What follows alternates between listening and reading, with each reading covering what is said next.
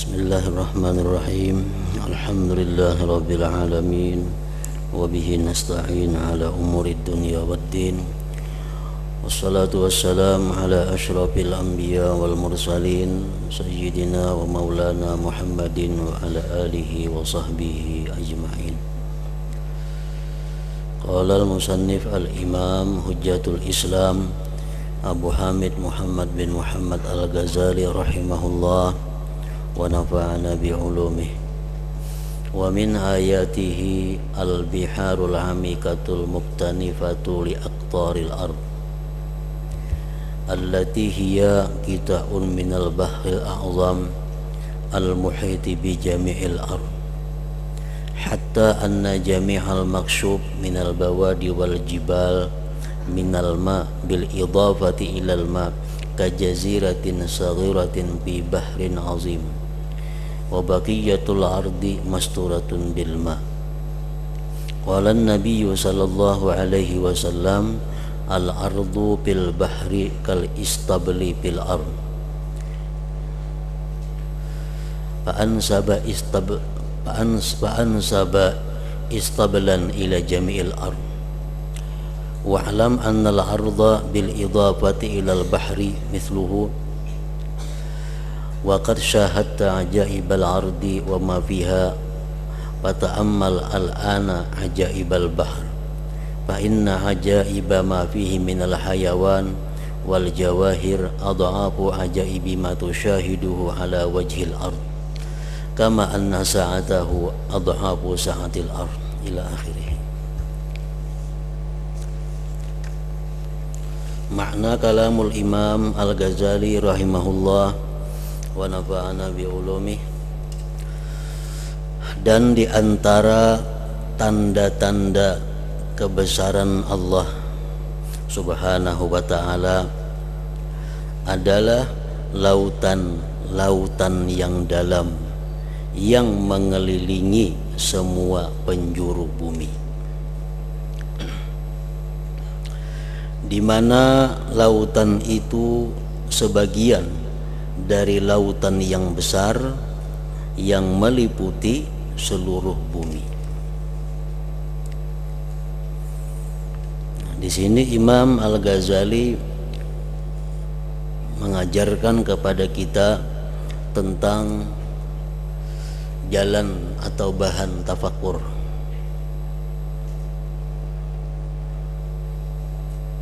Sebagaimana yang dahulu beliau memberikan bahan-bahan untuk tafakur itu. Nah, karena tafakur ini merupakan sesuatu wirid atau amaliyah yang mestinya kita lakukan setiap hari sebagaimana wirid-wirid yang lain. Nah, maka perlu kita banyak mempunyai bahan untuk tafakur itu. Karena kalau kita tiap hari itu hanya yang dipikirkan, maka itu tentu akan mengurangi ketakjuban kita, mengurangi kekaguman kita kepada yang dipikirkan itu, karena sudah beberapa kali kita tafakurkan. Nah, oleh karena itu perlu dicari bahan-bahan tafakur yang lain, yang mana setiap kali kita memikirkan itu menimbulkan kesan yang dalam di dalam hati kita, menimbulkan bekas di dalam hati kita yang akhirnya itu adalah mengagungkan, mentauhidkan Allah Subhanahu wa ta'ala. Jadi misal kita di pagi hari kita tafakkur tentang kejadian manusia, di sore hari kita tafakkur tentang bagaimana kejadian bumi, bagaimana Allah menciptakan segala isi bumi dan hewan-hewan yang ada di atasnya. Nah, besoknya kita tafakur tentang laut dan sebagainya. Nah, makin banyak bahan tafakur, makin banyak jalan-jalan tafakur, maka makin memperdalam ma'rifat kita kepada Allah Subhanahu wa ta'ala.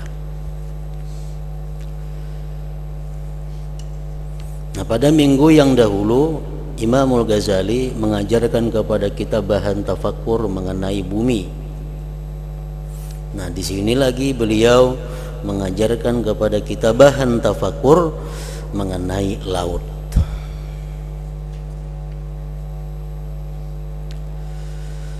Nah, di antara tanda-tanda kebesarannya Allah Subhanahu wa taala adalah lautan-lautan yang dalam.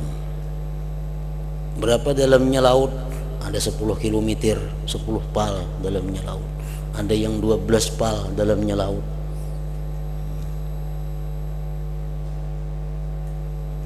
Yang mengelilingi semua penjuru bumi. Al-Bahrul Muhit, laut yang mengelilingi bumi. Di mana lautan itu, lautan yang ada di bumi ini sebagian dari lautan yang besar yang meliputi seluruh bumi, sehingga semua yang tersingkap dari desa-desa dan gunung-gunung dari air, dengan dibandingkan dengan air itu seperti pulau yang kecil dalam lautan yang besar, dan sisanya bumi itu tertutup dengan air.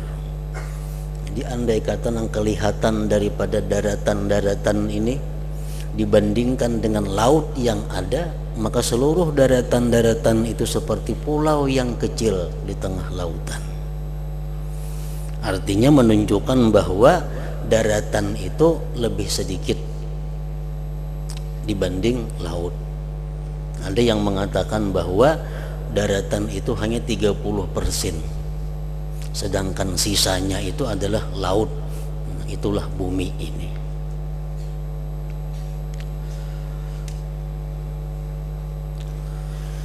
Rasulullah sallallahu alaihi wasallam bersabda, al-ardu bil bahri kal istabli bil ard.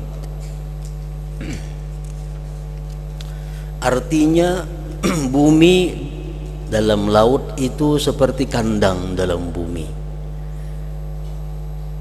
Maka bandingkanlah kandang itu dengan seluruh bumi, dan ketahuilah bahwa bumi dengan dibandingkan kepada laut adalah seperti itu. Misal kandang apakah? Nah, kandang, lalu sisanya yang di luar kandang. Yang dalam kandang itu laksana darat, sedangkan yang di luar kandang itu laksana laut. Jadi sedikit sekali daratan ini kalau dibanding dengan lautan.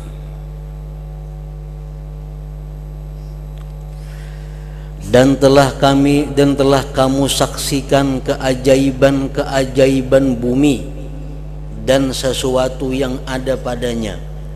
Kita sudah melihat keajaiban bumi, maksudnya darat nih, tumbuh-tumbuhannya, binatang-binatangnya, manusia, batu-batuannya dan sebagainya. Kita sudah menyaksikan tentang daratan dan keajaiban-keajaiban yang ada di daratan ini. Artinya satu pohon saja kalau kita tafakur itu menghabiskan banyak waktu. Satu biji batu kalau kita mau tafakur, mau merenungi, itu banyak menghabiskan waktu. Nah, itu keajaiban-keajaiban yang ada di daratan bumi. Maka pikirkanlah sekarang, renungkanlah sekarang akan keajaiban laut. Sesungguhnya keajaiban laut adalah sesuatu yang ada padanya dari binatang-binatang dan permata-permata berlipat ganda dari keajaiban-keajaiban yang kamu menyaksikannya di permukaan bumi. Kalau kita banding keajaiban-keajaiban laut lebih menakjubkan daripada yang kita saksikan daripada keajaiban-keajaiban di bumi, di darat ini.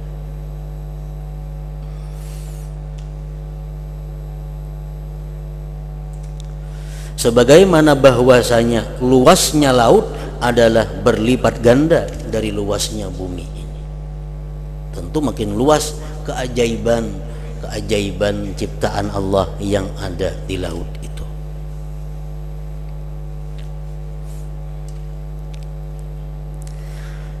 Dan karena besarnya laut, di dalamnya ada binatang-binatang yang besar.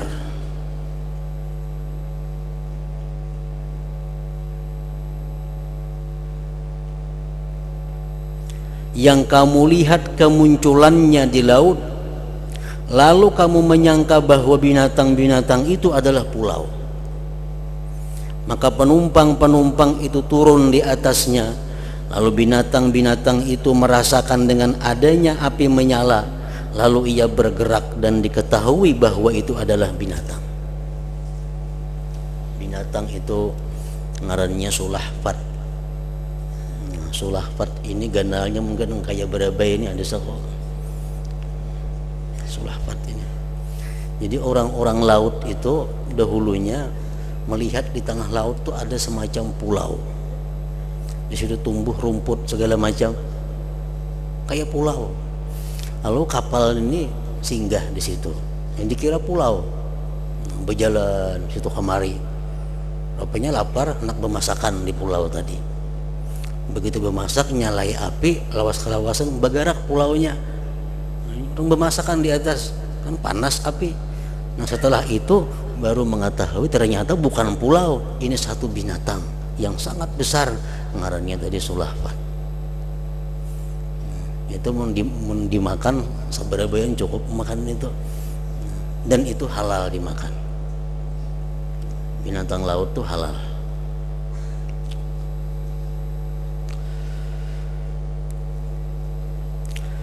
Dan karena besarnya laut, di dalamnya ada binatang-binatang yang besar yang kamu lihat kemunculannya di laut, lalu kamu menyangka bahwa binatang-binatang itu adalah pulau. Maka penumpang-penumpang itu turun di atasnya, lalu binatang-binatang itu merasakan dengan adanya api menyala, lalu ia binatang tadi bergerak dan diketahui bahwa itu adalah binatang. Dan tidaklah jenis dari jenis-jenis binatang darat, dari kuda atau burung atau sapi atau manusia, melainkan di laut ada yang seperti itu dan berlipat ganda daripadanya. Semuaan jenis binatang yang ada di darat ini ada di laut. Kuda ada kuda laut, anjing ada anjing laut, manusia ada manusia laut. Jadi apapun binatang yang ada di darat itu pasti ada di laut.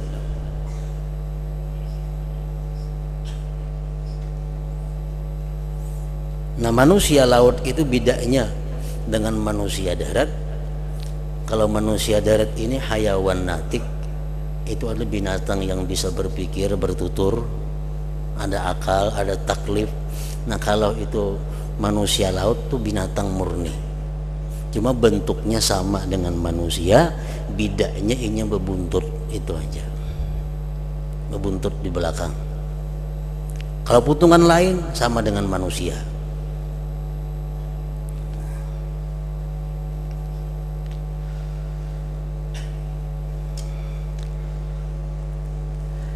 Dan tidaklah jenis dari jenis-jenis binatang darat, dari kuda atau burung atau sapi atau manusia, melainkan di laut ada yang seperti itu dan berlipat ganda daripadanya, bahkan banyak lagi.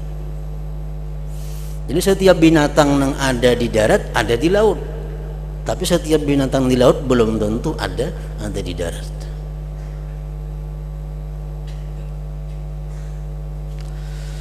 Dan di dalamnya ada jenis-jenis yang tidak diketahui bandingannya di darat itu. Jadi berhubung Rasulullah mengatakan bahwa air laut itu suci dan bangkainya halal, maka semuaan binatang yang di laut itu adalah halal, kecuali nang hidup dua alam atau nang dagingnya diketahui positif mengandung racun, itu aja nang kada halal. Kalau binatang laut, binatang bentuknya kayak anjing laut misalnya, babi laut, itu halal. Nang kada halal cuma nang hidup di darat, hidup di laut, kedua-duanya macam buaya umpamanya, itu di darat hidup, di laut hidup, atau binatang-binatang yang mengandung racun. Di dalam kitab fikih disebutkan kadibda, seperti kuduk. Kuduk tuh mengandung racun. Itu aja nang kada halal.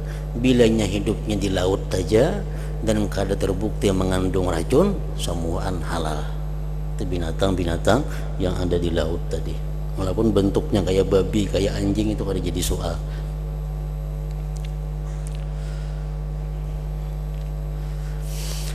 Dan telah saya sebutkan, ujar Imam Ghazali, sifat-sifatnya dalam kitab-kitab yang berjilid-jilid, dan telah dikumpulkan kaum-kaum yang memperhatikan dengan mengarungi lautan dan mengumpulkan keajaiban-keajaibannya. Artinya Imam Ghazali ada mengarang kitab yang spesial mengupas tentang keajaiban-keajaiban laut itu, dan berjilid-jilid kitabnya banyak.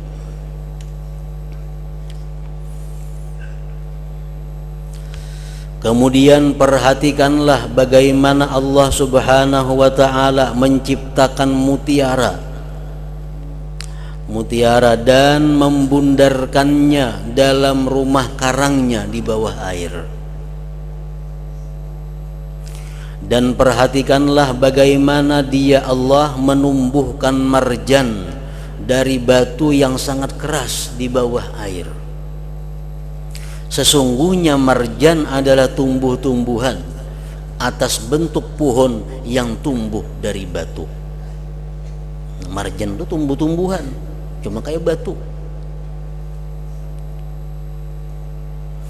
Kemudian pikirkanlah yang lainnya dari ambar dan segala yang berharga yang dilimparkan oleh laut dan dikeluarkan daripadanya. Semuaan itu adalah bahan untuk renungan.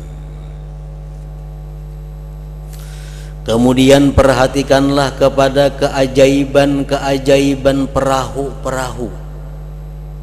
Bagaimana Allah menahannya di atas permukaan air sehingga perahu itu kada tenggelam. Dan Dia menjalankan pada perahu-perahu itu akan para pedagang dan pencari harta benda dan lainnya. Dan Dia Allah menundukkan bagi mereka kapal agar membawa barang-barang mereka yang berat. Kemudian Dia mengirimkan angin agar menggiring perahu-perahu. Kemudian Dia Allah memberitahukan kepada para nelayan akan tempat datang angin, tempat bertiupnya dan waktu-waktunya. Dan tidak dapat diselidiki secara keseluruhan keajaiban-keajaiban ciptaan Allah di laut dalam kitab yang berjilid-jilid.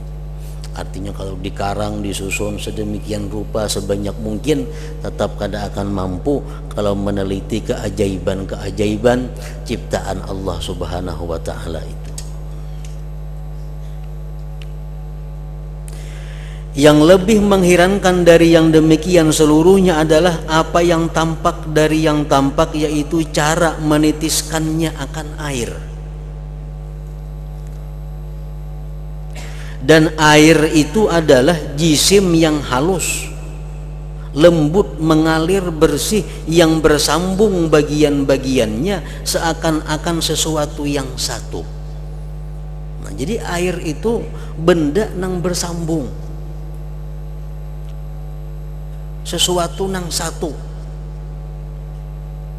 Makanya kalau di sini diwarnai, di situ 4 berwarna.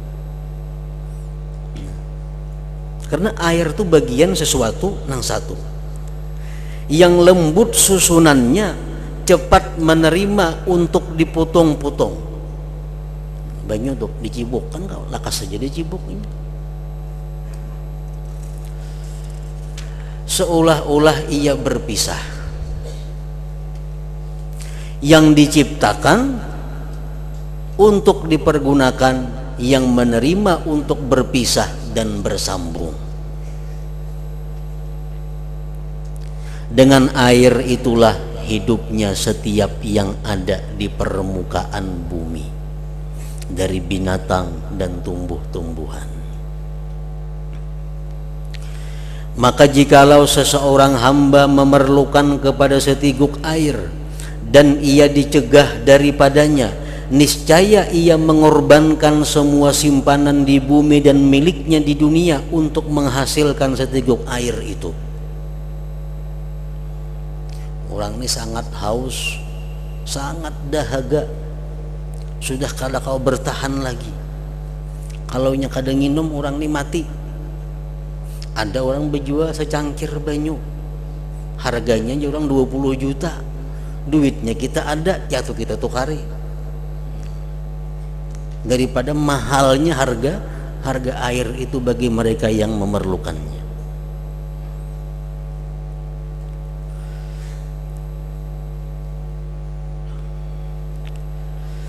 Kemudian jikalau ia meminumnya, minum secangkir banyu tadi harganya 20 juta, dan dihalangi dari mengeluarkannya, kada kau kami orang ini kada kau kami, niscaya ia mengorbankan semua simpanan-simpanan di bumi dan miliknya di dunia untuk mengeluarkannya. Orang berubat maka hanya kau kami, ubatnya itu 20 juta harganya, ya tuh kita tuh hari duitnya ada untuk mengeluarkan si air tadi pulang. Masuknya 20 juta, keluarnya 20 juta, ya tuh kita hapun bayar.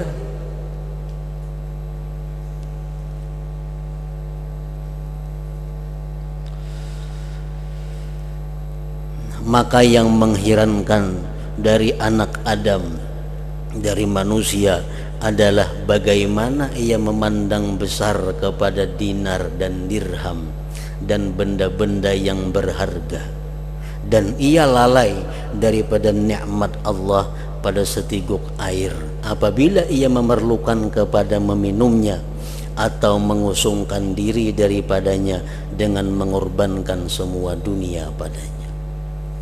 Jadi kadang-kadang kita membesarkan, kadang-kadang kita mengagungkan sesuatu yang sebenarnya kada terlalu perlu untuk kita.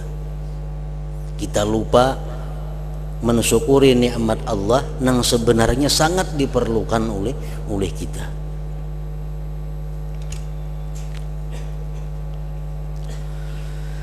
Maka pikirkanlah tentang keajaiban-keajaiban air, sungai, sumur, dan lautan, maka padanya tempat yang luas dan jalan bagi pikiran. Kalau kita mau tafakur masalah banyu aja itu sudah luas.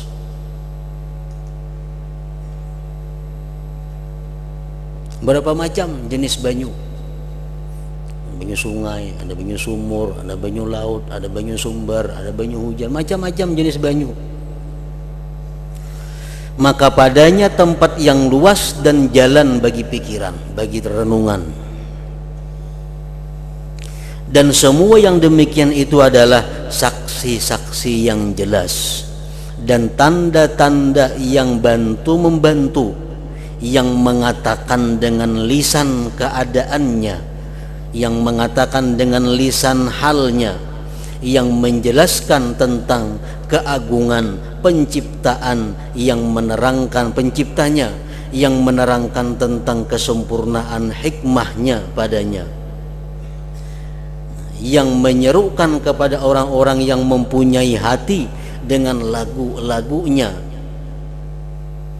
yang berkata kepada setiap orang yang mempunyai akal, apakah kamu tidak melihatku dan melihat rupaku, susunanku, sifat-sifatku, manfaat-manfaatku, berlainan keadaan-keadaanku, dan banyaknya faidah-faidahku. Nah, jadi si air tadi sebenarnya dia berkata dengan lisan keadaannya. Lisan itu ada dua, ada lisanul maqal ngarannya, lisanul hal, ada lisanul hal. Lisan makal itu ya suara, banyu itu kada bersuaranya, nang ada cuma lisan hal. Misalnya seseorang marah, inya berkata aku marah, itu ngarannya lisanul maqal. Tapi kalau inya kada bersuara aku marah tapi merangut, nah merangut tuh lisanul hal ngarannya, menunjukkan bahwa dia marah. Jadi si air ini dia dengan lisan halnya berkata, uja air liati nih aku, renungkan aku nih, liati sifat-sifatku, liati manfaat-manfaatku, liati faidah-faidahku. Nah air ini menyuruh kita, menyerukan kepada kita untuk melihat keajaiban-keajaiban si air tadi. Apakah kamu menyangka, ujar si air, bahwa aku menjadikan diriku? Apakah kamu menyangka bahwa aku ini maulah seorang diriku ini, atau diciptakan oleh seseorang dari jenisku? Nah itu air berseru seperti itu, lisanul hal.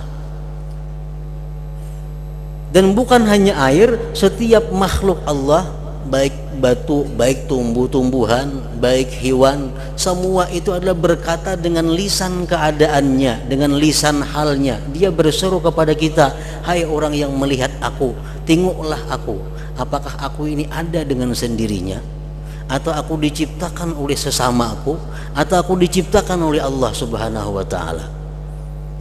Nah, orang-orang yang punya mata hati yang tajam, maka dia bisa mengerti dan bisa mendengar apa yang disuarakan, diungkapkan oleh makhluk Allah Subhanahu wa ta'ala tadi.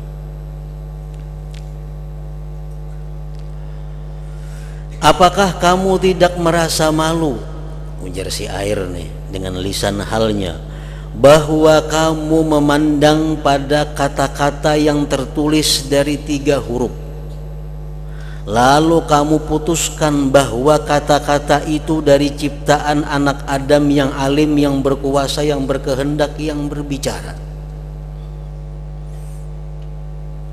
Kemudian kamu memandang kepada keajaiban-keajaiban, garis-garis ketuhanan yang tertulis di atas lembaran-lembaran wajahku dengan pina ketuhanan, di mana penglihatan tidak mengetahui zatnya, gerakannya, bersambungnya dengan tempat garis itu. Kemudian hatimu terlepas dari kebesaran penciptanya. Artinya, ujar si air, ikam tuh melihat ada tulisan-tulisan, maka ikam lakas saja menyimpulkan bahwa tulisan-tulisan si Fulan bin Fulan. Tapi kenapa engkau melihat tulisan-tulisan yang ada di wajahku ini kada sampai memandang bahwa itu adalah ciptaan Allah Subhanahu wa ta'ala?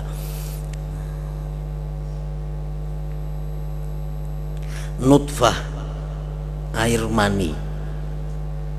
Nutfah berkata, air mani yang ada di rahim ibu, berkata kepada orang-orang yang mempunyai pendengaran dan hati, tidak kepada yang dijauhkan dari pendengaran. Ini nutfah ini menghitab orang-orang yang hatinya hidup, tidak kepada orang yang hatinya mati. Ujar nutfah tadi, kamu menduga aku dalam kegelapan perut, yang tenggelam dalam darah haid.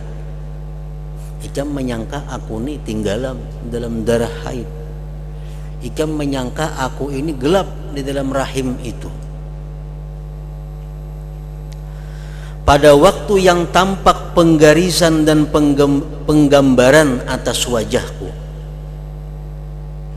Kan manusia itu ditaswir, dibentuk, dirupakan oleh Allah waktu berada di dalam rahim ibu.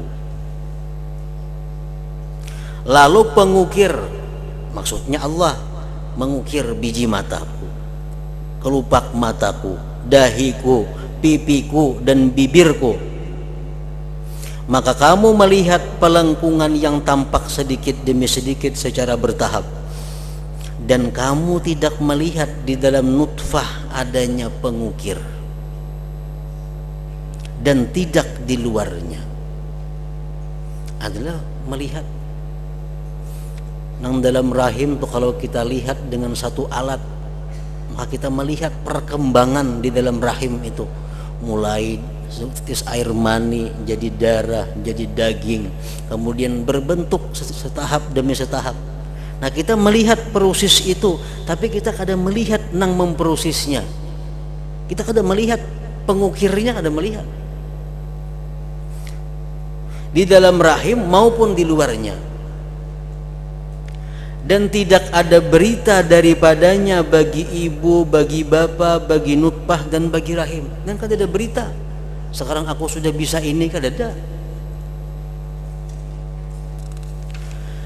Maka apakah tidak pengukiran ini lebih mengagumkan dari apa yang kamu saksikan, yang mengukir dengan pina akan rupa yang mengagumkan, yang jikalau kamu memandang kepadanya sekali atau dua kali, niscaya kamu mengetahuinya.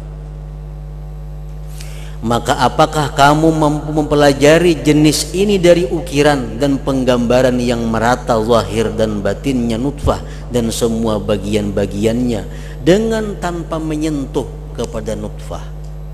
Allah mengukir, membentuk itu tanpa menyentuh itu nutfah dan tanpa bersambung dengannya dari dalam maupun dari luar.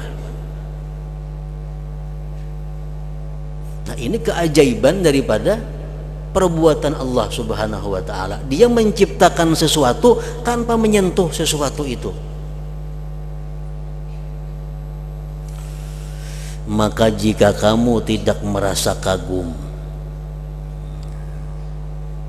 terhadap keajaiban-keajaiban ini dan tidak memahami dengannya bahwa orang yang menggambar dan mengukir dan berkuasa itu tidak ada yang membandinginya dan tidak ada menyamainya seorang penggambar dan pengukir juga pun, sebagaimana ukirannya dan ciptaannya itu tidak dapat menyamainya oleh ukiran dan ciptaan. Maka di antara dua yang memperbuat dari perbedaan dan jauh adalah apa yang di antara dua perbuatan itu. Nah, kalau kita manusia menggambar, membentuk, mengukir, itu kelihatan jelas orang itu bersambung, berhubung, bersentuh dengan apa yang ia perbuat, dengan apa yang ia ukir. Tapi kalau Allah Subhanahu wa ta'ala maha suci daripada bersentuhan itu. Kalau kamu tidak merasa kagum dari ini, kalau kita yang memikirkan ciptaan Allah berupa proses kejadian manusia di dalam rahim, kita renungi, mulai setitis air mani jadi segumpal darah, segumpal daging, jadi berbentuk. Kita renungi itu, tapi kita kadang merasa takjub umpamanya. Kita kadang merasa heran. Maka kagumlah daripada tiada kagummu itu. Kalau kita nih kadang merasa heran merenungi itu, maka heranlah kamu atas ketidakheranan kamu itu. Kita nang aneh jadinya. Kalau kita merenungi itu kadang merasa kagum, berarti diri kita ini ada kurang. Padahal kalau orang nang sempurna, dirinya nang baik, dirinya nang hidup, memandang sesuatu nang ajaib pasti kagum. Nah, kalau memandang itu kada kagum, berarti orang ini ada masalah.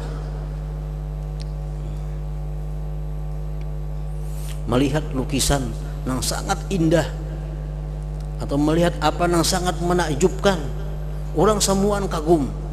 Inya kada kagum, berarti orang ini ada masalah. Nah, itu juga bila kita merenungi sesuatu yang diciptakan Allah dan kita kadang merasa kagum, apalagi sampai terucap subhanallah, kadang merasa kadang terucap maha suci Allah, biasa-biasa melihat apapun ciptaan Allah. Nah, itu menunjukkan bahwa kita ini mestinya heran dengan tidak herannya kita itu. karena sesungguhnya itu lebih mengherankan dari setiap yang mengherankan. Yang paling mengherankan itu adalah orang yang tidak takjub terhadap keajaiban ciptaan Allah.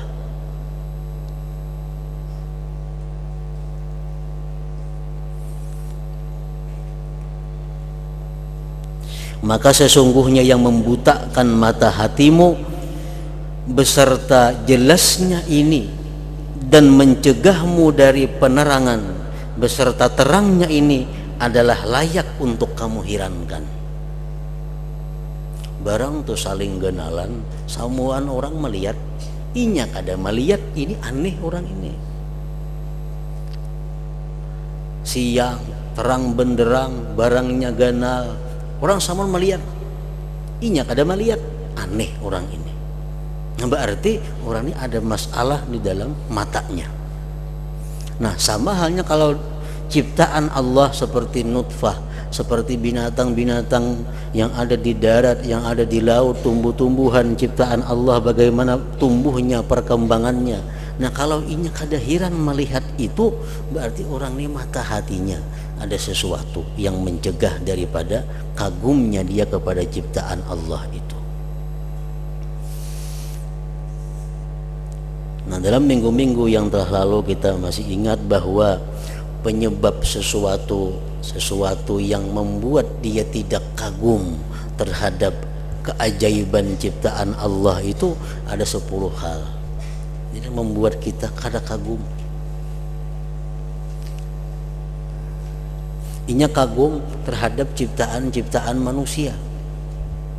Kalau ada manusia nang melukis, nang maulah patung sangat indah, inya kagum. Wah, ulahan siapa tuh? Di mana rumahnya? Kampung mana ini begana? Tapi kalau melihat yang lebih indah daripada itu ciptaan Allah, inya kada merasa kagum dan kada mencari ulahan siapa itu. Nah, kalau demikian berarti orang ini ada penyakit di antara 10 macam penyakit itu. Yang pertama disebutkan dahulu, orang ini mungkin hubud dunia. Nah, orang hubud dunia pikirannya selalu dunia.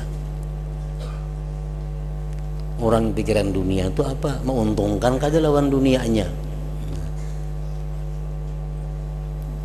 Orang yang mencintai dunia, pikiran itu adalah dunia, untung kada.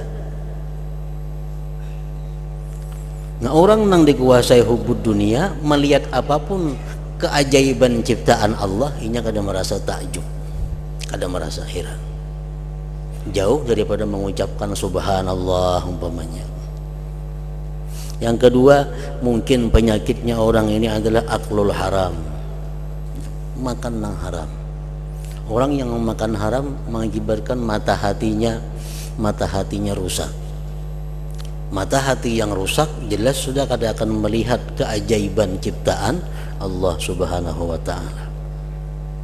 Yang ketiga, dimungkinkan orang ini ikhwanul ghafilin. Orang ini kawannya orang-orang yang lalai. Kawan-kawan di sekitarnya orang-orang yang lalai kepada Allah.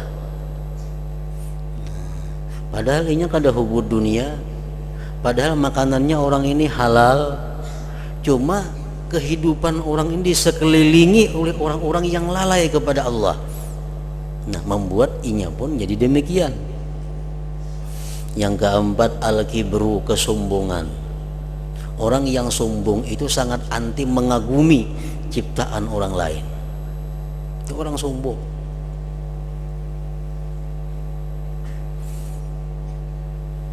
Yang kelima, kasratul mizah. Orang ini suka bersenda gurau. Akhirnya menganggap sesuatu itu kayak senda gurau, sehingga kada ada lagi takjub kepada keajaiban ciptaan Allah. Yang keenam, kasratul akal. Orang ini kebanyakan makan. Kebanyakan akal, kebanyakan makan menumpulkan akalnya. Kasratul naum, orang ini kebanyakan guring. Kasratul dahik, orang ini kebanyakan tertawa. Kasratul kalam, kesembilan, orang ini kebanyakan bicara. Yang ke-10, hubbus sana minan nas, orang ini suka dipuji manusia. Nah, 10 macam itu kalau ada dalam hati kita, apalagi menguasai hati kita, maka akan menumpulkan hati. Nah, hati nang tumpul, hati nang kabur, maka melihat keajaiban ciptaan Allah itu inya kadang merasa takjub. Kadang merasa takjub.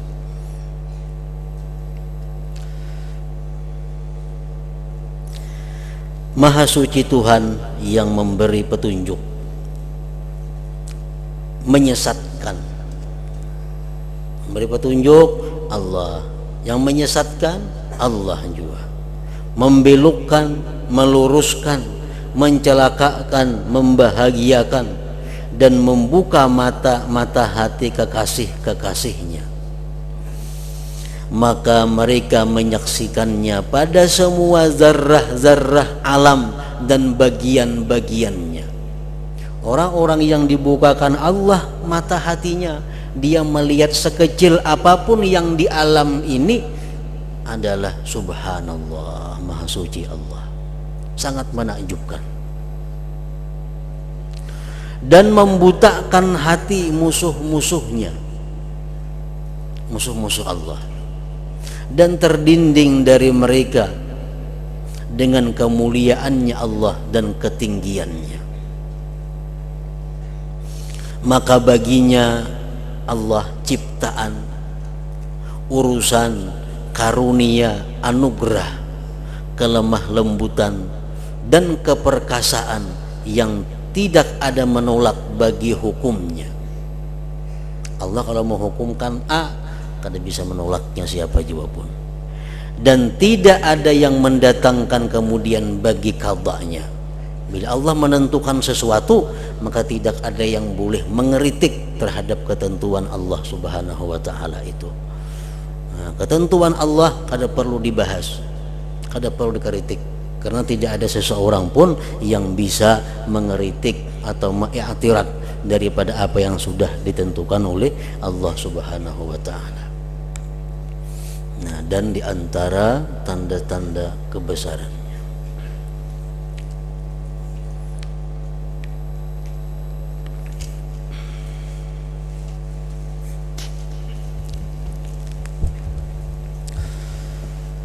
afdalul dzikri fa'lam annahu la ilaha illallah Muhammadur Rasulullah. La ilaha illallah Muhammadur Rasulullah. La ilaha illallah Muhammadur Rasulullah. La ilaha illallah. La ilaha illallah. La ilaha illallah. La ilaha illallah. La ilaha illallah. Allahu Allah, Allahu Allah, Allahu Allah, Allahu Allah, Allahu Allah, Allahu Allah, Allahu Allah, Allahu Allah, Allahu Allah, Allahu Allah, Allahu Allah, Allahu Allah. La ilaha illallah Muhammadur Rasulullah. La ilaha illallah Muhammadur Rasulullah. La ilaha illallah Muhammadur Rasulullah. La ilaha illallah. Al-Fatihah ila Allah.